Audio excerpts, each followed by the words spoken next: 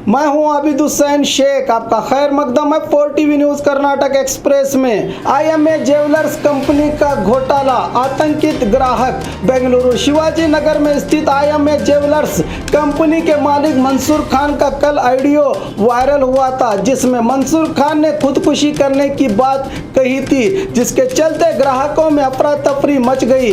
ग्राहक कल रात से ही कंपनी के सामने धरना दे रहे हैं और 3 कंपनी के डायरेक्टर्स भी फरार हैं। ज्यादा रुपयों के लालच में ग्राहक लाखों रुपया इस कंपनी में लगा चुके हैं। 500 करोड़ से भी ज्यादा का ये घपला बताया जा रहा है। ग्राहकों को नियंत्रण में करने के लिए पुलिस काफी कोशिश कर रही है। करीब 3,500 ग्राहकों ने पुलिस में शिकायत की है। जब तक लालची लोग रहेंगे, ऐसी कंपनियां परवान चढ़ती रहेंगी। जागरूक हो जाएं इंसान। परवीन के कातिलों को मौत की सजा देने की मांग। पिछले दिनों बीजापुर के बबलेश्वर नाका निवासी परवीन तालीकोट महिला की संदिग्ध हालत में मौत को लेकर पति अशफाक तालीकोट और परिवार वालों पर परवीन को दहेज के लिए मार डालने का आरोप लगाते हुए परवीन के मां बाप ने पुलिस में शिकायत की थी। इसी के चलते आज महिला संगठन बबलेश्वर नाका और बीजापुर के कई इलाकों से निवासियों ने गुनहगारों को गिरफ्तार करके कानूनी कार्रवाई करने की मांग करते हुए जिला अधिकारी को निवेदन पत्र सौंपा।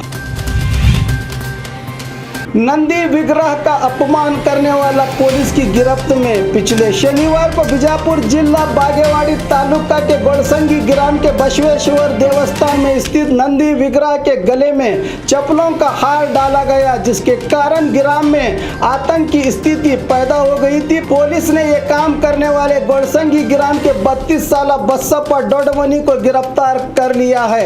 पत्नी से संबंध बिगड़ने और 3 लाख कर्ज के चलते आरोपी परेशान था और नंदी भगवान से समस्या के समाधान के लिए मन्नत मांगी थी। जब मन्नत पूरी न हुई तो गुस्से में आकर ऐसा काम किया बसप्पा डोडमनी ने। कर्ज से परेशान परिवार दया मरण की लगा रहा है गुहार। मैसूर जिला हुनसूर तालुका बिलीकेरी के मनुगण हल्ली का एक परिवार यच शेखर, पत्नी रमा देवी, बेटी मानस और बेटा पूर्ण चंद्र ने महामहिम राष्ट्रपति जी से दया मरण का निवेदन करते हुए पत्र लिखा है। कारण बताते हुए यच शेखर ने पत्र में लिखा है कि दीवान हाउसिंग फाइनेंस से इन्होंने 22,80,000 का कर्ज लेकर घर बनाया और मानस होम प्रोडक्ट के नाम से व्यापार चला रहे थे कि अचानक नोटबंदी हो जाने से सारा व्यापार चौपट हो गया। अब कर्जे वाले घर जब्त करने की बात से परेशान होकर ये फैसला लिया है। अब देखना है कि PM के फैसले से हुई तकलीफ को राष्ट्रपति जी कैसे दूर करते हैं। नेपाल टूर पर गई महिला की मौत। हुबली शहर के राधा कृष्णा गली की निवासी 68 साल नंदा डांबल 1 महीने के सफर के लिए नेपाल गई थी। सफर के अभी 10 ही दिन हुए थे कि काठमांडू के इस्कॉन मंदिर में पेड़ की टहनी गिरने से मौत हो गई। बताया जा रहा है कि पार्थिव शरीर को हुबली पहुंचने में भी 2 दिन लग सकते हैं। प्यार में धोखा, इंसाफ की गुहार लगाती प्रेमिका। ये घटना धारवाड़ जिले के नवलगुंद में घटी है। प्रेमिका का कहना है कि कलमेश बोरीशेट्टी नामक युवक उसके साथ 2 साल से प्यार करता था।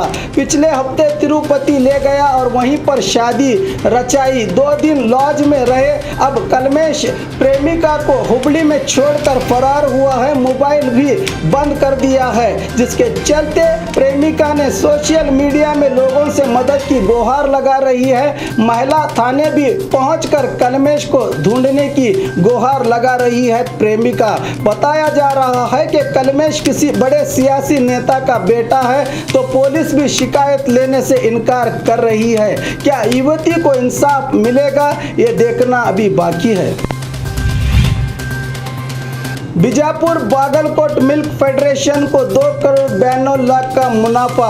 कल एक प्रेस मीट में बात करते हुए मिल्क फेडरेशन के प्रेसिडेंट शीर्षल गौड़ा पाटिल ने बताया कि पिछले साल के मुकाबले इस साल दूध की खपत में बढ़ोतरी हुई है, जिसके चलते कुल 2 करोड़ 92 लाख का मुनाफा हुआ है। पूरे राज्य में ये मिल्क फेडरेशन दूसरे नंबर पर पहुंच चुका है। आने वाले दिनों में 3 लाख लीटर दूध प्रतिदिन उत्पादन करने पर जोर दिया जाएगा। बागलकोट में 22 करोड़ की लागत से डायरी और बीजापुर में 1 करोड़ रुपए की लागत से कोल्ड स्टोरेज का निर्माण करने की बात बताई अध्यक्ष पाटिल ने। जिंदाल मामले में सिद्धरामैया पद यात्रा करेंगे तो हम उनका साथ देंगे। आर अशोक कल बेंगलुरु के मल्लेश्वरम इलाके में स्थित बीजेपी दफ्तर में बात करते हुए कहा कि सिद्धरामैया पिछले दिनों अवैध खनन के खिलाफ आवाज उठाते हुए पद यात्रा करके देश की संपत्ति की हिफाजत की थी। इसी तरह अगर जिंदाल मामले में पद यात्रा करेंगे तो हम उनका साथ देने के लिए तैयार हैं। सीएम कुमारस्वामी जिंदाल के लिए अपनी सियासी जिंदगी को तबाह करने पर तुले हैं, कहा आर अशोक ने। ऑटो चालक की ईमानदारी, लौटाया बैग। कल बेंगलुरु में रूपा नामक महिला यशवंतपुर से गुरुगुंटपाल्या जाने के लिए बसवराज नामक युवक के ऑटो में बैठी और उतरते समय अपना बैग छोड़ गई, जिसमें 35,000 नकदी, सोना और अहम कागजात मौजूद थे। जब बसवराज ने बैग देखा तो हेब्बाल पुलिस थाने पहुंचा दिया तो पुलिस ने महिला को बुलाकर बैग लौटाई। इस मौके पर उत्तर विभाग डीसीपी ने बसवराज की ईमानदारी से खुश होकर 5,000 रुपये का बहुमान दिया। बेंगलुरु दक्षिण डीसीपी का चार्ज संभाला रोहिणी सफट ने। अन्नामलाई के इस्तीफे के बाद खाली हुए स्थान पर कोलार एसपी रोहिणी को बेंगलुरु नगर दक्षिण विभाग डीसीपी बनाया गया है, जिसके चलते इन्होंने अधिकार आज संभाल लिया। बैंकों की गलती पर सरकार को दोष देना ठीक नहीं, सीएम कुमारस्वामी।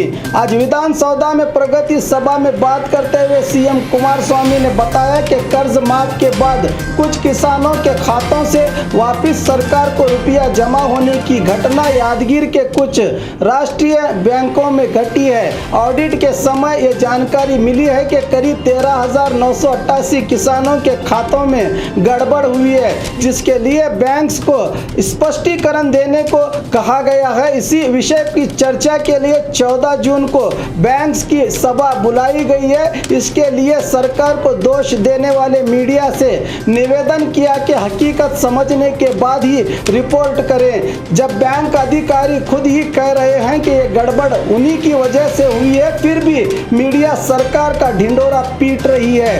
कुल 3,021 करोड़ रुपए दिए गए हैं। इस साल के लिए करीब 25,000 करोड़ रखे गए हैं, कहा सीएम कुमारस्वामी ने। और खबरों के लिए देखते रहिए 4 TV news Karnataka express. Baghmare social group foundation की एक और सौगात, हमारी सेवा गरीबों के लिए। बाघमारे सोशल ग्रुप फाउंडेशन की ओर से जरूरतमंद और गरीबों की सेवा के लिए बीजापुर में एक और सौगात ला रहे हैं। अस्पताल गरीबों का फाउंडेशन के सदर शकील बाघमारे के नेतृत्व में शुरू हो रही इस अस्पताल में, जहां आजकल महंगा इलाज से गरीब परेशान और कर्ज में मुब्तला हो रहे हैं, इसी को देखते हुए जरूरतमंदों का सहारा और हमदर्दी की मिसाल बनने के लिए आप भी अगर इस नेक काम में मदद करना चाहते हैं तो नीचे दिए हुए अकाउंट नंबर पर या इस पेटीएम नंबर पर भी आपसे जो हो सके सवाब के नेक नियत से, चाहे हो थोड़ा ही सही, इन गरीबों के लिए बड़ी मदद होगी। न जाने हमारा इस काम में लगाया हुआ रुपया किसी की जिंदगी में खुशियां लाकर हमारी दुनिया और आखिरत दोनों संवार दे।